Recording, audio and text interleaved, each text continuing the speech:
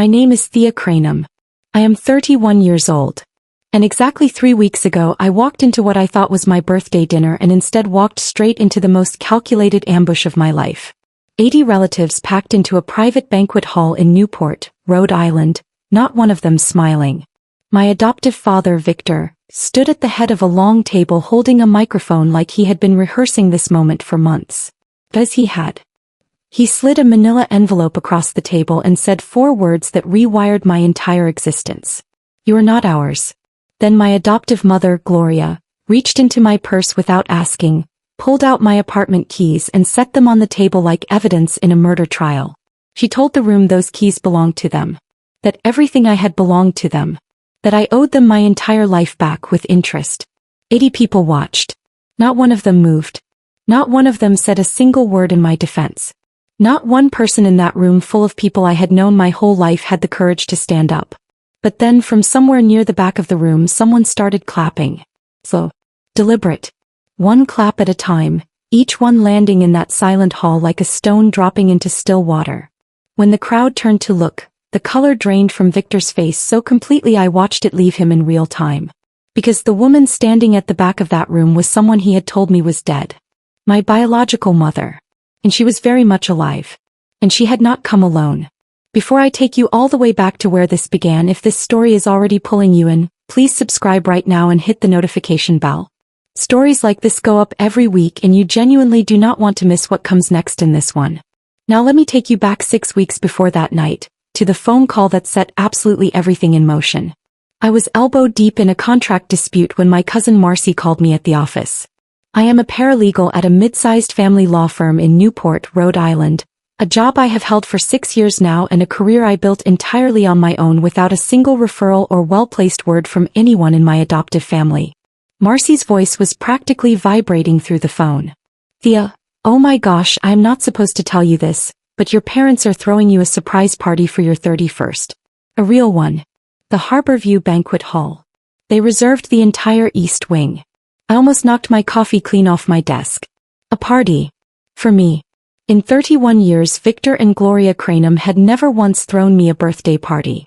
Not my 16th. Not my 18th. Not even when I passed the paralegal certification exam on the first attempt, something my supervising attorney had called genuinely exceptional.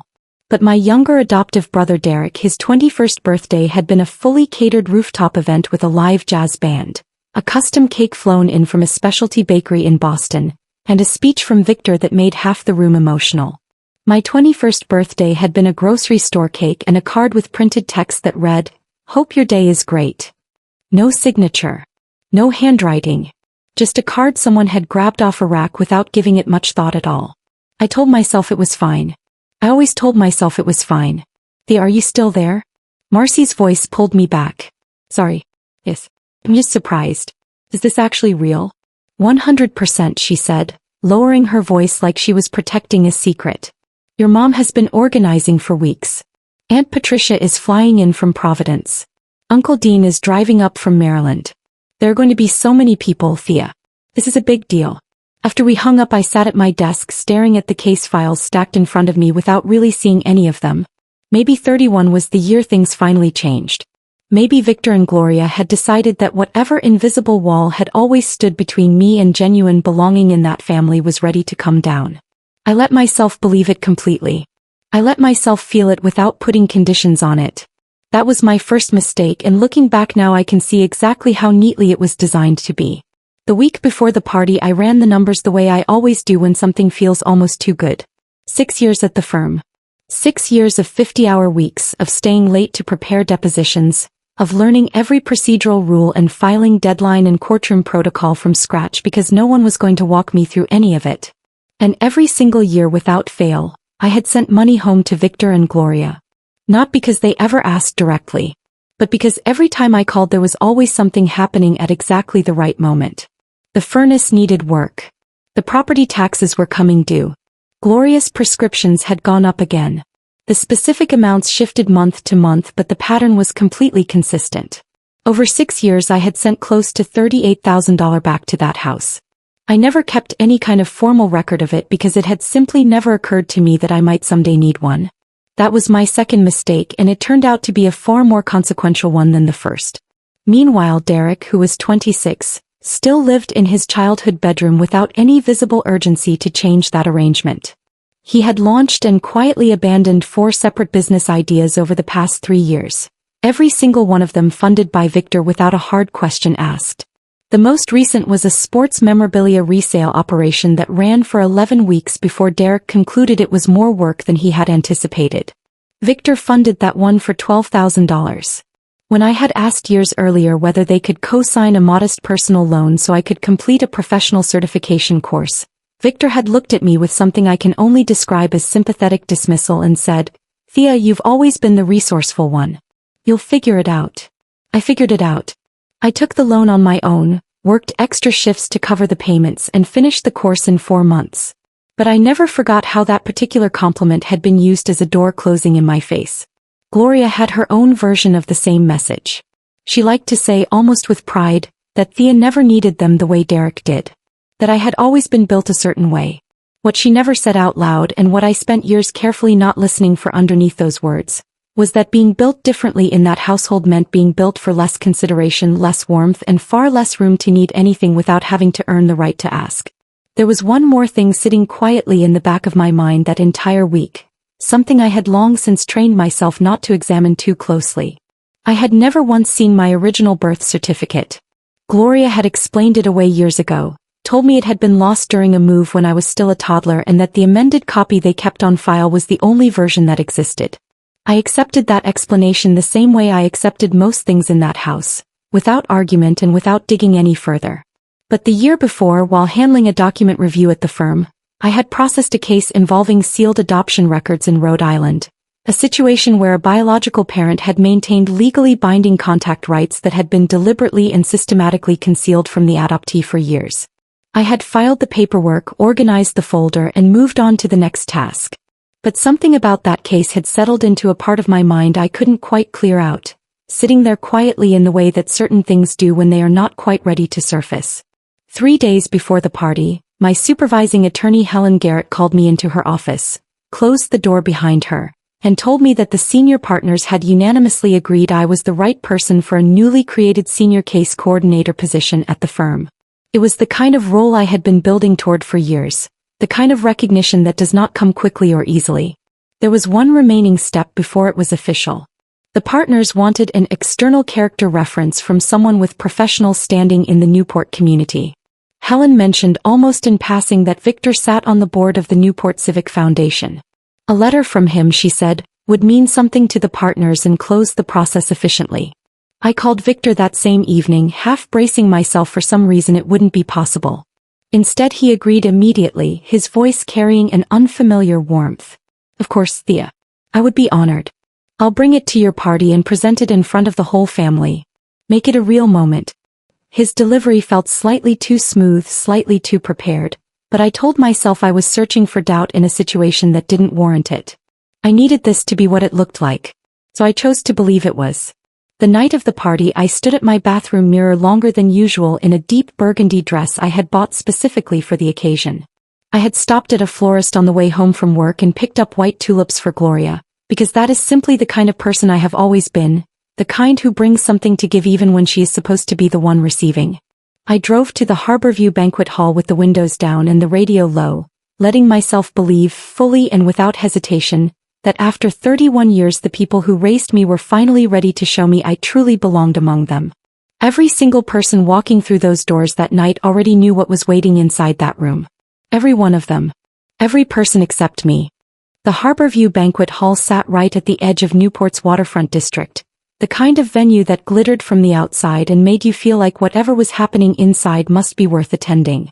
I had driven past it dozens of times over the years, always on my way to somewhere else, never quite imagining I would ever be the reason a room inside it was reserved.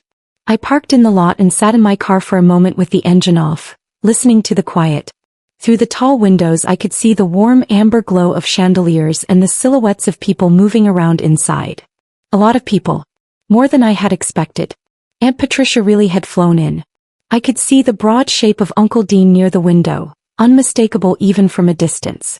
I took a slow breath, checked my reflection in the rearview mirror one last time, tucked the white tulips under my arm, and walked toward the entrance telling myself this was the night everything changed. A hostess near the front desk smiled and asked for my name. Thea Cranham, I said. She checked her list, nodded, and gestured toward a set of double doors at the end of the hall. The Cranham party is in the East Wing. Right through those doors, Ms. Cranham. I thanked her and walked the length of that corridor feeling the kind of nervous excitement that lives just underneath the skin, the kind that makes your chest feel 2 sizes too small. I paused outside the double doors, fixed my expression into something that approximated surprise and pushed them open. The room went silent the moment I stepped through. Not the hushed anticipatory silence of people waiting to yell surprise. A different kind of silence. The kind that lands on a room when something has already been decided and everyone present knows it except the person who just walked in. 80 faces turned toward me in unison and not a single one of them was smiling. No balloons. No streamers. No birthday banner stretched across the back wall. Just a long rectangular table at the center of the room set up like a conference table, chairs arranged on either side. And at the far head of it Victor and Gloria standing side by side with the practiced stillness of people who had rehearsed exactly where to put their hands. On the table between them sat a manila envelope, thick and sealed, positioned in the exact center like a centerpiece someone had placed with intention. Victor was holding a microphone. Thea. His voice came through the speakers mounted in the corners of the room, formal and measured in a way I had never heard from him outside of his professional life. Please come in and take a seat. I looked around the room for someone familiar, someone whose eyes might offer me something to hold on to. Marcy was standing near the back wall with her arms folded tight across her chest, her face unreadable. Aunt Patricia sat at the far left of the long table, her purse on her lap, her gaze fixed somewhere near the floor.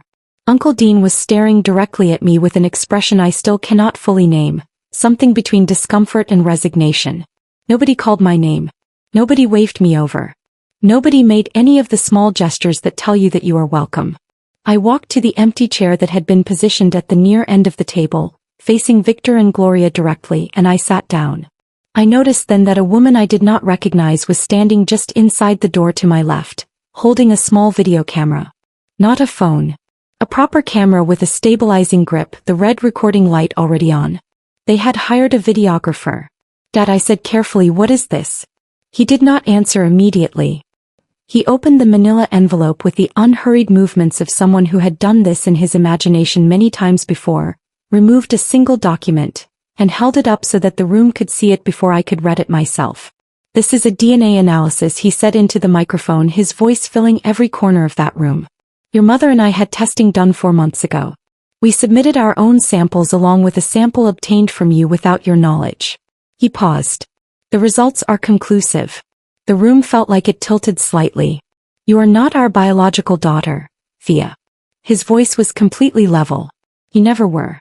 I heard the sound move through the room like a current, low murmurs, a sharp exhale from somewhere on my left, the dry creak of someone shifting in their chair. I gripped the edge of the table. That is impossible, I said. My voice came out quieter than I intended. I have your features. People have told me my whole life that I look like Gloria around the eyes. Gloria let out a short sound that was not quite a laugh. People see what they are told to see, she said. That is all that ever was. Victor set the DNA document flat on the table and removed a second sheet from the envelope. This one I recognized immediately. It was formatted like a financial ledger, columns of dates and dollar amounts running the length of the page. This, he said, is an itemized record of every expense incurred in raising you from infancy to the age of 18. Housing, food, clothing, education, medical costs, extracurricular activities. He let the page hang in the air for a moment before setting it down. The total comes to $470,000. And we want it back. The number dropped into the room like something heavy falling from a height. I stared at him. You cannot be serious. We are entirely serious. Gloria's voice was composed in a way that told me she had been storing this composure for a long time. We gave you a home, Thea. We gave you our name. We gave you an education and a roof and every opportunity you have used to build the life you have now. And we have never once asked you for anything in return. Until tonight. I looked around the room again. 80 people. People who had eaten at my table at Christmas. People who had sent me birthday cards. People whose children I had babysat, People who had hugged me at funerals and told me I was family. Every single one of them was sitting in their chair watching this happen. Uncle Dean was looking at the table. Aunt Patricia had her eyes closed. Marcy had turned slightly toward the wall. Not one person spoke. Victor slid a document across the table toward me. A promissory note, the header read clearly in bold type. I could see the monthly repayment figure without picking it up. The terms would have me paying them back until I was past 40. Sign this tonight in front of everyone here. His voice carried across the room easily. Acknowledge what you owe this family and we can begin to move forward. If you refuse, he continued, I will contact the Newport Civic Foundation board first thing tomorrow morning and inform them of the full circumstances of your background and your character. He let that sit for a moment. I will also be reaching out personally to the senior partners at your firm. I spent 12 years building relationships in this city, Thea. Do not test how far they reach. There was. The letter he had promised me, the professional reference that was supposed to be a gift, had always been a leash. He had never intended to write it. He had used my career, the thing I had spent 6 years building from the ground up, as a hostage, and he had been holding it the entire time I was driving to this room feeling hopeful about my life. Gloria stepped around the side of the table then. Before I could react, she reached into the purse sitting on the chair beside me, the purse I had set down when I sat, and she pulled out my apartment keys. She set them on the table in front of Victor with a small deliberate click. That apartment, she said to the room, was secured with a rental history built on an income made possible by Victor's professional network in this city. By rights it belongs to this conversation. I looked at my keys sitting on that table and something inside me went very still. Not the stillness of fear. A different kind. The kind that comes just before something shifts. Victor addressed the room again, his voice warming in a way that made my skin go cold. 31 years ago, Gloria and I opened our home to a child who had no one. He spoke slowly, giving every word time to land. We sacrificed. We invested. We loved her as our own. And this is what we have received in return. Silence from her when we needed support. Complaints about how she was raised. An attitude of entitlement from a woman who would have nothing without this family's name behind her. I saw heads nodding. I saw people who knew me, who had watched me grow up, accepting this version of events because Victor Cranham was holding a microphone and speaking with the confidence of someone who had never in his life been told he was wrong. I looked at the promissory note in front of me. I looked at my keys. I looked at the videographer still recording from the corner. And then I looked past all of it, past the long table and the nodding heads and Gloria's composed expression, toward the back of the room near the emergency exit where the lighting was dimmer. There was a woman standing there who had not been seated with the rest of the guests. She was perhaps 60 years old, well-dressed, her posture straight and unhurried. He was not watching Victor. He was watching me. And even from across that room, even in that light, there was something about the shape of her face that made the air leave my lungs completely. He had my cheekbones. He had the exact line of my jaw. Her eyes, when they met mine, held something I had never once seen directed at me inside that family. Recognition. The deep, certain kind. The kind that does not need introduction. She held my gaze steadily and did not look away. And then slowly and deliberately she began to clap. The clapping did not stop. One pair of hands, slow and steady, cutting through the silence of that room like something being carved open. Every head turned toward the back. Victor's voice faltered mid-sentence, losing its shape the way a flame does when a window opens unexpectedly. Gloria gripped the edge of the table. The videographer swung her camera toward the sound. And the woman near the emergency exit kept clapping, completely unhurried, her eyes never leaving my face, as if the 80 people standing between us simply did not exist. Who let her in? Victor's voice had lost its microphone authority. It came out thin and startled, almost unrecognizable from the commanding tone he had been using all evening. Who authorized that woman to be in this room? Nobody answered. The woman stopped clapping. She smoothed the front of her blazer, lifted her chin slightly and began walking forward. People moved aside without being asked, the way people do when someone moves through a space like they have every right to be there and they know it. She stopped about 10 feet from the table. Close enough that I could see her clearly in the full chandelier light. The resemblance was not something I could talk myself out of. It was structural. Bone deep. The architecture of her face was the same as mine in a way that no wishful thinking could manufacture. I had spent 31 years being told I looked like Gloria around the eyes. Standing across from this woman, I understood for the first time what it actually felt like to look like someone, to see your own face reflected back from a stranger and understand in your body before your mind catches up that this person is not a stranger at all. My name is Nora Vasson, she said. Her voice was clear and steady and carried across the entire room without a microphone. I am Thea's biological mother. And I have been waiting a very long time for tonight. The room erupted in the specific way large groups do when they all start whispering at once and the combined sound fills a space completely. I heard my name moving through those whispers. I heard Victor's. I heard the word impossible from somewhere near the left side of the room. Victor recovered quickly. His face settled on something hard and controlled. He pointed toward the entrance. I want her removed immediately. This is a private event and this woman is trespassing. He looked toward the two hired men near the doors. Neither moved. One looked at Nora, then at Victor, then developed a sudden interest in the wall beside him. The other took one quiet step backward. Victor, Nora said, and the use of his first name without any deference behind it made him visibly flinch. You should sit down. What comes next will require it. Do not speak to me at my own event. His voice had recovered some edge, but it was defensive now rather than commanding. You have no standing here and no right to address me or my family in front of our guests. She is not your family, Nora said evenly. That is rather the entire point of this evening, isn't it? She glanced at the DNA document on the table. You went to considerable effort to make that case publicly. I am simply here to finish the story you started without all the facts. She turned to the woman beside her, a younger woman in a dark blazer who had entered quietly behind Nora and was now holding a leather document folio. The woman opened it and began distributing papers. Hands in the nearest rows reached for them before distribution was even finished. Thea, Nora said, and the sound of my name in her voice for the first time did something to my chest I'm not going to try to fully describe. I know this is not how either of us would have chosen to meet. She held my gaze without wavering. What I am about to tell you I have wanted to say for 31 years. Every word of it is documented. Not all of it will be easy for certain people in this room. But you deserve every single word of it and I am done waiting for a better moment. Victor and Gloria Cranham did not adopt me out of generosity or any desire to give a child a home. Nora's voice did not rise at all. They entered a formal private arrangement with my family 31 years ago when I was 19, unmarried, and in a situation my parents considered a liability that needed quiet management.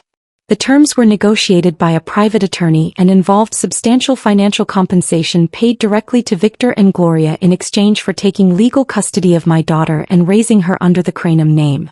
She paused. They were not rescuing an unwanted child. They were compensated to take her. There is a significant difference between those two things and I want everyone in this room to be clear on which one actually occurred. Victor's jaw went tight. Gloria fixed her gaze somewhere above the heads of the nearest guests. Neither spoke. The compensation was not a one-time payment, Nora continued. It was structured as an ongoing arrangement, monthly wire transfers, consistent and fully documented, deposited into a joint account held by Victor and Gloria. Those transfers continued for 26 years. The total paid to this family over that period significantly exceeds the $470,000 that Victor just asked my daughter to repay him tonight for the inconvenience of her childhood. The room went completely still. Aunt Patricia's hand rose slowly to cover her mouth. Uncle Dean leaned forward, both elbows on the table, face drawn tight. Marcy, still against the back wall, was watching Nora with the expression of someone watching the foundation of a building they have lived in for years begin to give way. Those documents contain the original signed agreement, the complete payment transfer records, and bank statements covering the full duration of the arrangement, Nora said. Every page has been verified by a forensic accountant and authenticated by independent legal counsel. She looked directly at Victor. I would strongly advise against claiming they are fabricated. The originals are on file with my attorney and certified copies were submitted to the Rhode Island State Bar this afternoon. Victor pushed back hard from the table, the chair scraping the floor sharply. This is harassment, he said, his volume returning even as the authority behind it hollowed out. This woman shows up uninvited and starts making accusations and you are all listening like she has earned a moment of your credibility. He gestured broadly across the room. She walked away from her own child. Whatever version of history she is presenting is 31 years past the point of relevance to anyone here. She did not walk away from me. My voice came out before I had consciously decided to speak, but it was steady. I looked at Victor without any of the smallness I had expected to feel. You told this room tonight that my biological parents were dead. Both of them. That is what you told me for my entire life. She is standing right in front of 80 people you personally invited. So before you say one more word about credibility, I would like you to explain that specific lie to every single witness in this room. The silence that followed had a different texture from anything that came before it. Victor's mouth opened, closed. His eyes went to Gloria and Gloria looked elsewhere. What came out of him was not an explanation. It was a redirect, a pivot toward process and legal complexity, a suggestion that everything being said was out of context and that reasonable people should let proper channels handle it. It was the language of a man who had run out of story and was only trying to keep the remaining walls from coming down before he could get out from underneath them. Nora let him finish every word. Then she reached into the folio one final time and removed a single envelope, smaller than everything else, its edges worn soft the way things get from being handled many times over many years. She walked it to the table and placed it directly in front of me without a word. My name was on the front in handwriting I had never seen before. Thea. Written carefully like someone who had practiced it. What is this? I asked. The expression that moved across Nora's face was not grief exactly and not relief exactly, but something that existed in the precise space between them, the look of a person finally able to set down something very heavy they have been carrying alone for a very long time. That, she said quietly, is from your biological father. He passed away 2 years ago. But he wrote that letter long before the end when he still had time to choose every word. She held my gaze steadily. He knew about all of it, Thea. The arrangement, the payments, everything about the way this family treated you. He spent the last decade of his life trying to find a legal path back to you through the agreements used to keep him away. The fact that he never fully found it is what he carried hardest until the very end. Everything he needed you to know is in that envelope. There is no rush. Take all the time you need. I placed my hand flat on the letter and did not open it. Not yet. The room around me was fracturing, voices crossing, chairs scraping, the entire structure of Victor's evening collapsing inward from every direction at once. But in the middle of all of it I sat completely still with my hand on that envelope and felt something I had been waiting for without knowing I was waiting for it. Solid ground, appearing suddenly beneath someone who has been treading water for 31 years and was never once allowed to say how exhausted they were. I opened the letter. Not because the room had quieted enough to make it feel appropriate. It had not. Voices were still crossing from every direction, chairs were still scraping, and Victor was still talking at anyone who would hold still long enough to listen. I opened it because Nora had set it in front of me and something in me understood that whatever was inside that envelope was the only true thing in the room right now. Everything else could wait. The paper inside was folded in thirds, cream-colored, slightly thicker than regular stationery. The handwriting was deliberate and even, the kind belonging to someone who learned to write carefully and never lost the habit. I read it once quickly, the way you do when you are afraid of what something says. Then I read it again slowly. His name was Daniel Vasson. He had been a high school history teacher in Providence for over 2 decades. He wrote that he had known about me since before I was born, that he and Nora had been together when she became pregnant, that her family had made the arrangement decision without either of their full consent, and that by the time he understood what had actually happened it was already legally finalized. He had been advised by 3 attorneys that contesting it would likely result in my being placed with a third family entirely, a risk he could not bring himself to take. He wrote that he had driven past the Cranham house on Bellevue Avenue more times than he could count. That he had sat outside my middle school on a Tuesday afternoon just to catch a glimpse of me coming out the front doors. That he wrote that I had been wearing a green jacket and carrying a backpack clearly too heavy for my frame and that I had been walking alone, and that I had looked, in his words, like someone already used to carrying things by herself. He apologized for that. He apologized for all of it. He said the monthly payments were supposed to guarantee I would be cared for and loved, and that discovering over time through quiet back-channel contact, that this had not been the case was the heaviest thing he had ever carried. He ended by saying he hoped I would find Nora when the time came, and that whatever life I had built with his full admiration from a distance. He signed it simply, Your father, Daniel. I folded the letter back along its original creases and held it in both hands for a moment. Then I looked up. The room had shifted while I was reading. Victor had moved away from the head of the table and was now standing near the far wall in a tight cluster with two of my uncles. His voice low and rapid in a way that told me he was managing, searching for a version of the evening that could still be salvaged. Gloria had sat down for the first time all night. She was not looking at Victor or Nora or me. She was looking at her own hands, and what was on her face was not defiance anymore. It was something older and more complicated. Aunt Patricia was standing next to Nora's associate, going through the distributed documents page by page with the focused attention of a woman who has just realized the story she believed for 30 years is missing entire chapters. Uncle Dean had his phone out and was photographing specific pages of the transfer records. Marcy had moved from the back wall to a seat close to where I was sitting, and when I looked up she met my eyes and gave me one slow nod.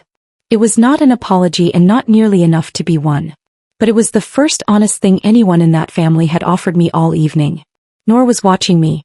When I looked at her, she did not rush to fill the silence. She waited, the way someone does when they have learned through long experience that pushing rarely gets you where patience eventually can. I have a question, I said. My voice carried more easily than I expected. The cluster near the wall went quiet. Victor turned. I was not looking at him. I directed my question at Gloria specifically because I had always understood even as a child that Gloria was the one who actually administered things in that household. Victor performed the authority. Gloria managed the details. The arrangement with Nora's family included a confidentiality clause, I said. I had been processing the legal language in the documents as they circulated, and the structure was familiar from 6 years of family law work. That clause would have carried an expiration date. Private adoption agreements in Rhode Island do not bind parties indefinitely. I looked at Gloria steadily. When did the confidentiality period end? Gloria did not answer. She looked at her hands. Nora spoke from across the table. 2 years ago, she said. 60 days after Daniel passed. The agreement stipulated that full disclosure could not occur until both biological parents had either consented in writing or one had died, whichever came first. Daniel's death triggered the disclosure window. Victor and Gloria were formally notified by the presiding attorney 4 months ago. 4 months ago. I let that land. 4 months ago was exactly when Victor had told me he was pursuing DNA testing.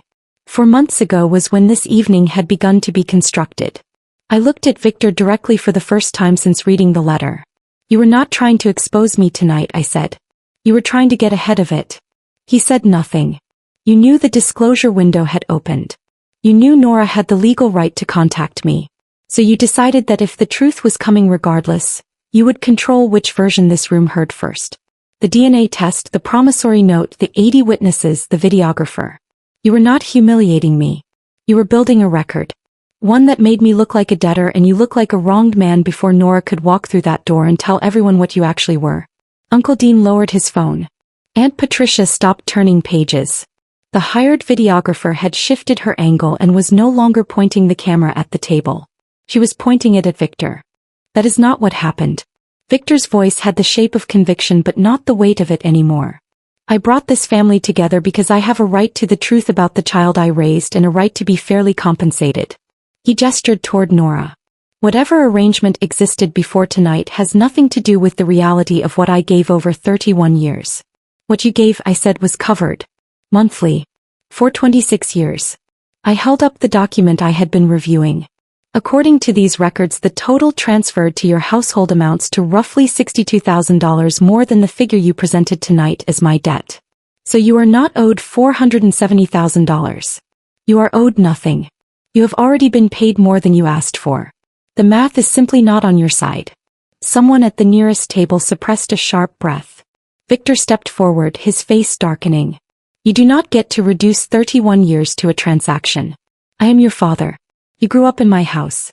That means something regardless of what any document says. I spent a moment looking at him before I responded. You are the man who used a birthday party to extort me in front of 80 people, I said. You threatened my career. You took my keys off the table in front of witnesses. You hired someone to document my humiliation as a contingency against whatever Nora brought through that door. I placed Daniel's letter carefully into my blazer pocket. You do not get to also have the title. Gloria made a sound then. Not full words, more the beginning of something that did not make it out formed. I turned to face her. She was still looking at her hands. In 31 years I have never asked you why, I said.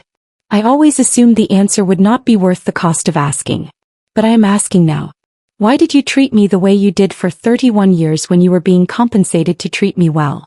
The room went very quiet. Gloria lifted her head and looked at me with an expression that was not performing anything anymore. No composure, no cruelty. Just something tired and hollowed and long past the point where any useful answer could still live inside it.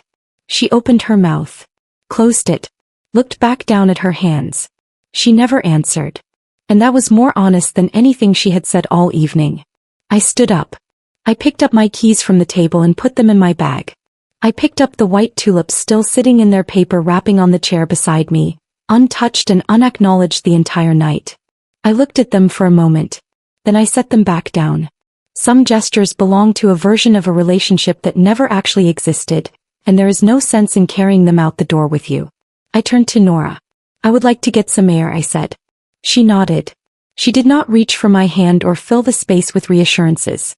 She simply fell into step beside me as I walked toward the door, and for the first time in 31 years I left a room full of people who called themselves my family and did not feel the slightest pull to look back. Behind me I heard Victor's voice rise again, searching for authority it had completely lost. I heard Aunt Patricia respond to him sharply, which in 31 years I had never once witnessed. The corridor outside the east wing was cool and quiet and smelled faintly of the harbor through an open window somewhere down the hall. I stood in it and breathed, and Nora stood beside me and said nothing at all, and that silence was the kindest thing anyone had offered me in longer than I could honestly remember. The first thing I did when I got home that night was make tea. Not because I particularly wanted tea. More because I needed something to do with my hands that was small and ordinary and completely unconnected to everything that had just happened. I stood in my kitchen in the burgundy dress I had bought for a celebration that turned out to be something else entirely, filled the kettle and listened to the water heat. Outside my window Newport was quiet, the harbor lights just visible beyond the rooftops. The kind of October night that belongs to no particular time at all. I had walked out of that building 2 hours earlier without a plan for what came next, which was the first genuinely unscripted moment I had allowed myself in years. Every other major decision in my adult life had been mapped and prepared for with a contingency already in place. This one I had simply walked into and then walked away from. And standing in my kitchen with the kettle whistling, I found that felt less frightening than I would have expected. I sat at my kitchen table with the tea and Daniel's letter and read it a third time. Then a fourth. By the fifth reading I had stopped looking for new information and was simply sitting with what was already there. A man I had never met had spent 31 years watching the edges of my life from a careful distance, carrying a grief he had agreed to carry in exchange for the belief that I would be loved in his place. He had been wrong about that. But the love itself had been real. And it had been there my entire life, just on the other side of a wall I had never known existed. I thought about the green jacket he mentioned. A Tuesday afternoon and a man sitting in his car outside my middle school, watching the front doors, waiting to see a face he had never been allowed to know. I thought about how completely ordinary that moment must have felt to me as a child, and how it had been anything but ordinary to him. I did not cry that night. What came instead was something quieter. The particular stillness that arrives when something you have been bracing against for a very long time finally lands and you discover that you are still standing. That you are always going to still be standing. That the thing you feared most was never quite as destructive as the sustained fear of it had been. The fallout started before I woke up the next morning. Nora's associate had filed the certified copies of the agreement and transfer records with the Rhode Island State Bar exactly as Nora had said. And by 7 the next morning 2 attorneys who had attended the party as guests of Uncle Dean had already contacted their own counsel. Victor had spent the night on the phone trying to contain it. He called Aunt Patricia, who did not answer. He called Uncle Dean, who told him plainly that the conversation they needed was not one he was willing to have at midnight. He called Marcy, who I found out later had listened to the voicemail once and blocked his number without responding. That was the most decisive thing I had ever known Marcy to do. And I found I respected her considerably more for it. Gloria did not call anyone that night. According to Aunt Patricia, who became my most reliable source of information about the Cranham household over the weeks that followed, Gloria had come home, gone directly to the bedroom and closed the door. Victor slept in the guest room. They did not speak for 4 days. On day 5, Gloria called a divorce attorney. Not because of me or not entirely. Buried within the financial documents Nora had distributed was something beyond the transfer records. A secondary account Victor had opened without Gloria's knowledge 12 years ago, into which he had been quietly redirecting a portion of the monthly payments before they reached the joint account. For over a decade Gloria had believed the transfers were smaller than they actually were. The amount was not staggering in isolation, but the duration of it was. And the deception, laid across everything else that had surfaced that evening, was apparently the thing that finally and completely exhausted whatever Gloria had been drawing on. What I felt when I learned that was not satisfaction. It was closer to a tired recognition. People who maintain one deception rarely limit themselves to only that one.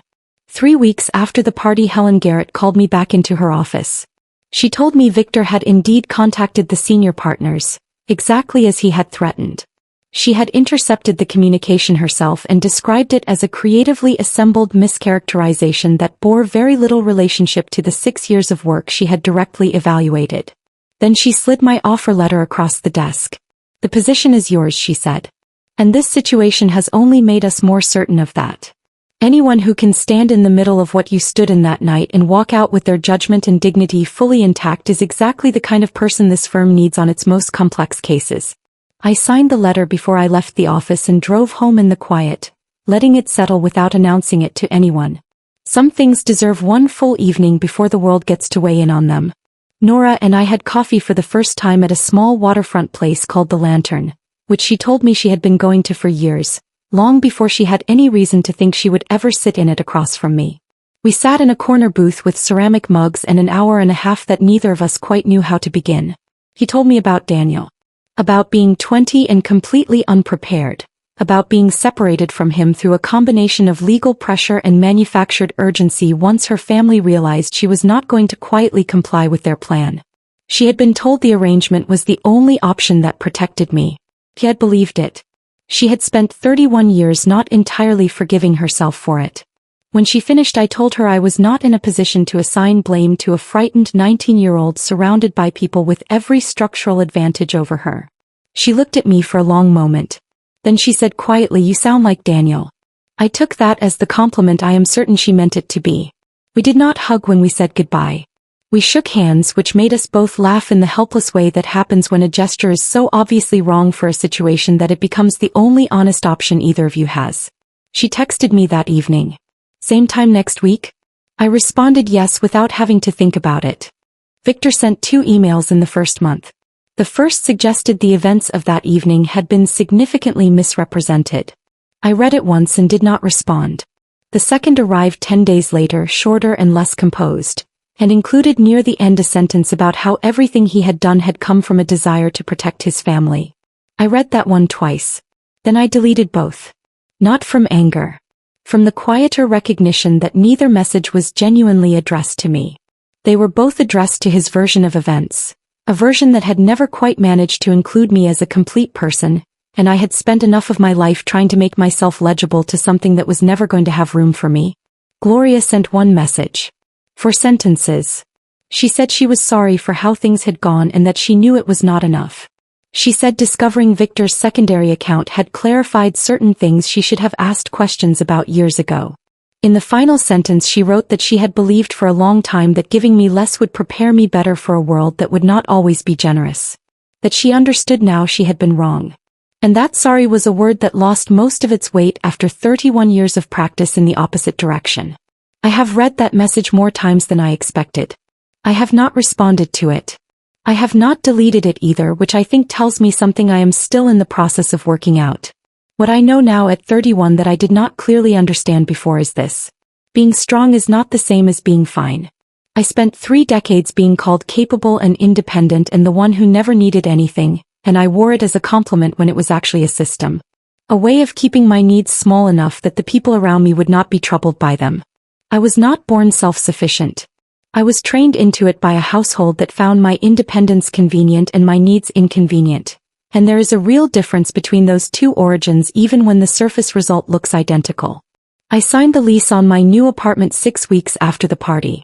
2nd floor, east-facing windows, 2 blocks from the harbor. The morning light comes in at an angle that still surprises me every day. Nora helped me move in, Not with money but with a Saturday afternoon and a completely unreasonable level of enthusiasm for furniture assembly. We built a bookshelf that came out slightly crooked. We left it exactly that way. Daniel's letter is framed on my desk. Not the original. The original stays folded in the breast pocket of the blazer I wore that night, where I placed it when I walked out of that room. The framed copy is there so I can see his handwriting each morning. So I can remember that someone who never once got to know me spent 31 years being proud of me anyway, from the other side of a wall neither of us built. That is not a small thing. It is, I have come to understand, quite a large one. And on the days when the distance between who I was told I was and who I actually am still feels wider than I can comfortably cross, I look at that handwriting and I remember. Someone chose me before I had done a single thing to earn it. Turns out that is more than enough. 18 months later. That is how much time has passed since the night I walked into the Harborview banquet hall carrying white tulips and a rehearsed expression of surprise. 18 months since I sat in a chair positioned like a defendant's seat and listened to people I had trusted my entire life tell a room full of witnesses that I owed them everything I had ever built. 18 months since a woman I had never met walked through a crowd and started clapping, slow and deliberate, and changed the entire direction of what I understood my life to be. I am telling you about the 18 months because what happened inside them matters. Not the dramatic parts, those are mostly behind me now. What matters is the quieter architecture of what comes after. The way a life reorganizes itself once the false load-bearing walls have been removed and you discover with some surprise that the structure was always yours to begin with. That is the part nobody talks about. Everyone is interested in the confrontation. Almost nobody asks about the Tuesday afternoon 3 months later when you are eating lunch alone at your desk and you realize quietly and without fanfare that you are not waiting for anything anymore. I have lived in the new apartment for 14 months. The bookshelf that Nora and I assembled on moving day is still slightly crooked and still holding more books than it was designed to support, which feels appropriate. The east-facing windows have become one of the fixed points of my day. Every morning the light comes in at an angle that changes slightly with the season, and I have started to think of that change as a kind of calendar, one that belongs entirely to the place I live in rather than to any obligation from anywhere else. It is a small thing. It has turned out to matter considerably more than small things usually do. The senior case coordinator position became official 14 months ago. Helen Garrett handed me the signed contract on a Thursday morning and said, "Do not make me regret this," which was her way of saying she was proud of me. I have not made her regret it. The role is harder than I anticipated and more satisfying than I knew work could be, and I have spent the past year understanding why those two qualities so often travel together. I manage 11 active litigation files at any given time. I have a desk technically too small for the volume of paper it accommodates and a coffee maker the entire office has quietly agreed belongs to me even though it is communal property. These are the textures of a working life that is genuinely mine, built without leverage or anyone else's name attached, and I notice them on purpose every single day. Nora and I still meet at the Lantern every week. The conversations have changed over the months. In the beginning they were careful and navigational, both of us finding the edges of what the other person needed and trying not to step past them too quickly. Now they are easier. We argue sometimes, small things, the kind of friction that only develops between people who have stopped performing consideration for each other and started actually having it. Last month she told me I was being stubborn about something I was absolutely being stubborn about. I told her she was right, which surprised us both. That felt like progress of a particular and valuable kind. I have started calling her Nora rather than finding ways to address her indirectly. A name is a declaration. It took me close to a year to arrive at it and I do not take it lightly. I still have not called her anything else beyond that. I am not there yet. But I am no longer certain I will not get there eventually, which is a meaningfully different position from the one I held 18 months ago, and I think it counts for something real. Daniel's letter is still framed on my desk.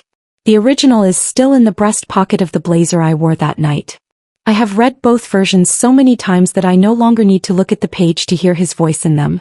I know that is a strange thing to say about the voice of a man I never heard speak. But the voice is there in the rhythm of the sentences, in the way he chose his words. And it has become familiar to me the way certain things become familiar not through repetition but through sustained and deliberate attention. Aunt Patricia calls me on the first Sunday of every month. We talk for 20 or 30 minutes about nothing consequential. We never directly discuss the night of the party. We never name Victor or Gloria in our conversations. But every call ends with her saying, "I should have stood up that night, Thea," and I always say, "I know," and she always says, "I am trying to do better," and I say, "I know that too."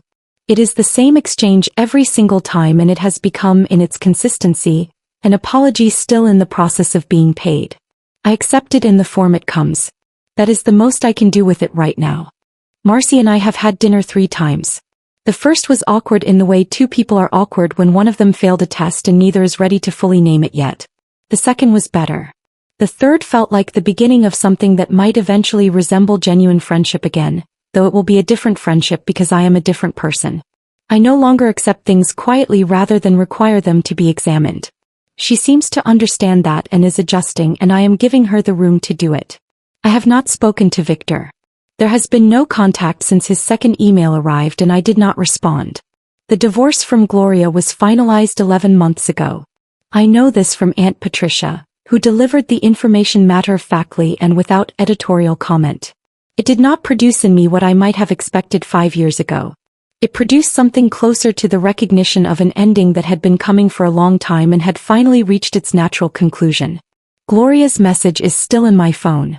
I read it occasionally, not out of sentimentality and not out of unresolved anger, but because it contains the only honest thing she ever said to me directly, and honesty from that particular source still feels worth noting when it appears. I have not responded. I hold that decision lightly and without urgency, and I think that is the healthiest relationship I have ever had with a choice that does not need to be made today. What I want to tell you, if you have stayed with me through all of it, is something that took me most of these 18 months to understand clearly enough to say out loud. The night at the Harbor View was not the worst thing that ever happened to me. The worst thing that ever happened to me was the 31 years before it. 31 years of being managed and minimized and told in 100 quiet ways that my needs were a burden and my presence was conditional and my worth was something I had to earn rather than something I was simply allowed to have. The party was dramatic and public and painful in ways that are easy to describe. The 31 years were painful in ways that are much harder to name, because damage done quietly over a long time leaves marks that look like personality traits rather than wounds, and it takes real effort to tell the difference. I am in the process of learning to tell the difference. I see a therapist on Wednesday afternoons, a woman named Dr. Ellison who has an office near the water and a completely neutral expression that I spent the first 3 sessions trying to crack before I understood that the neutrality was not indifference but space. She has helped me understand that the version of strength I performed for 31 years was a response to a specific environment, and that being in a different environment now means I am allowed to develop a different relationship with that word. Strength does not have to mean the absence of need. It can mean the willingness to name what you need and then do something about it. That sounds simple. It has taken me the better part of a year to believe it in any practical sense. Last week Nora brought a photograph to the lantern. It was Daniel, taken about 15 years ago, standing in front of a classroom with his arms crossed and a look on his face that I recognized immediately because I have made that exact expression in every professional photograph anyone has ever taken of me. The same slight impatience. The same controlled energy trying to pass as stillness and not quite succeeding. I held that photograph for a long time without speaking. What I felt was something I am still finding language for. A kind of completion. The sense of a question I had been carrying my whole life being answered not with words but with evidence. Here is where you came from. Here is why you are the way you are. Here is the face that sat outside a school on a Tuesday afternoon and waited to see yours just once. I set the photograph down on the table between us. Then I looked at Nora. And I said for the first time and without planning to, "Thank you for coming back for me." She looked out at the harbor for a moment the way she does when something lands in a place that needs a breath before a response. Then she looked at me and said, "I never really left." And I understood that was true. And sitting in that corner booth with the winter light coming through the window and a photograph of my father on the table between us, I felt something I can only describe as whole. Not fixed. Not finished. Just whole. And for the first time in 31 years, I am exactly where I am supposed to be. If this story made you feel something, don't just scroll away. There are so many stories out there that never get told, and here on Confire Stories we bring them to life. So if you enjoy emotional real-life drama like this, take a second to subscribe and be part of the journey. And if you've ever been in a situation like this, or have a story of your own, share it in the comments. I read them.